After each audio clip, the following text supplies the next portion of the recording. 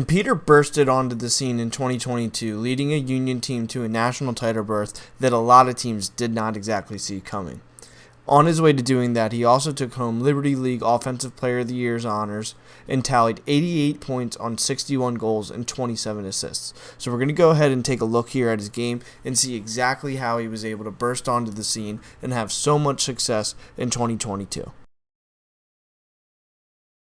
And as we get into it here, it's really important to note that I think one of the things that he does the best here is he's just one of the most overall polished, all-around attackmen that we've seen lately. And so he can take you off the dodge, he can work as an off-ball piece.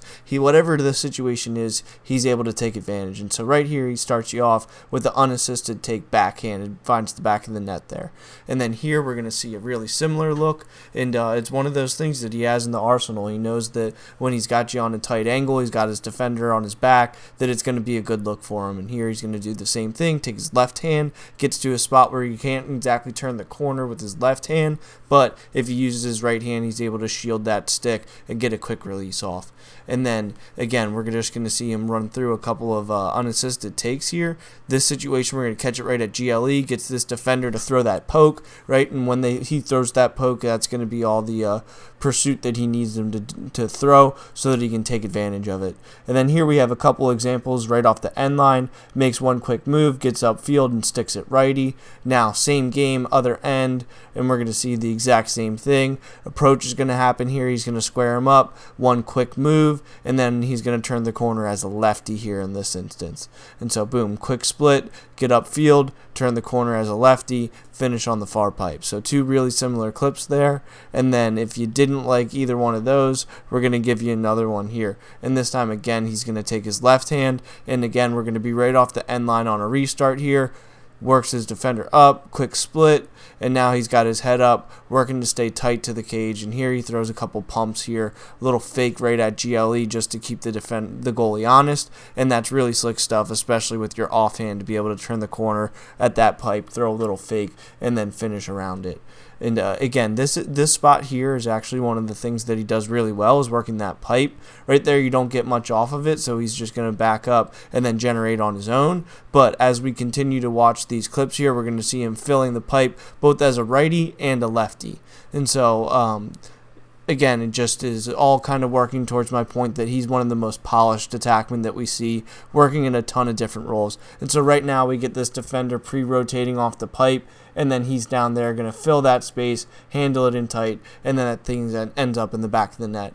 Here he's going to fill the pipe to his left hand. So again, just another example of him doing all the right things, moving in all the right places. Here he fills that pipe to his left hand, is able to turn the corner and find the back of the net. So again, really slick work there.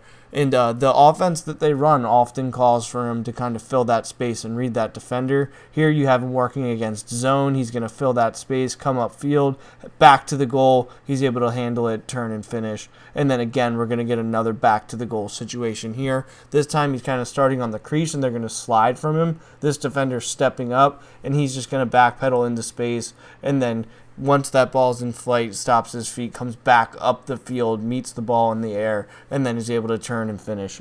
And then this one just for a dagger here. One last one for good luck. He's going to be over there on that wing, catch this thing, and then finish St. John Fisher off. So really nice clip there, and that'll be the dagger in that game.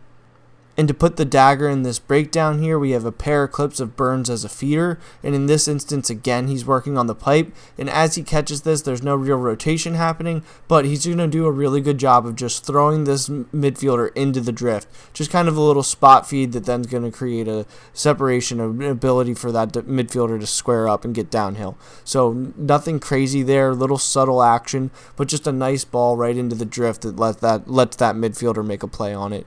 Here we're going to pick it up off the end line.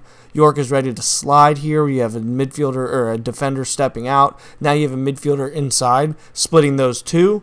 And he's going to do a good job of just reading it, puts that feed right on the money. It's right on the ear that even though that's pretty good defense there with the defender on his stick in his hands and pretty good defense inside, he's able to make you pay because he's just so polished there. So again, Burns, an awesome player that really bursted onto the scene in 2022.